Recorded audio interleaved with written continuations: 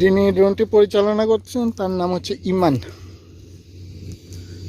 আপনারা দেখতে পাচ্ছেন এখানে গাড়িতে যাবতীয় জিনিসপত্র এখানে সংরক্ষণ করা হচ্ছে এবং এখান থেকেই সরবরাহ করা হচ্ছে।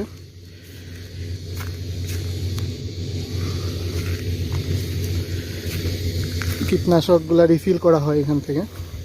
একজন ড্রোন চালান আর আরেকজন রুমে সবগুলা জিনিস ইনস্টল করেন।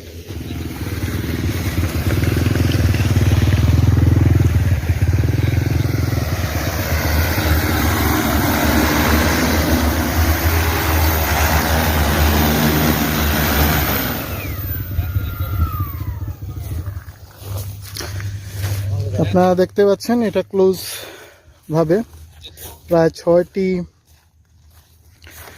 চাকা বা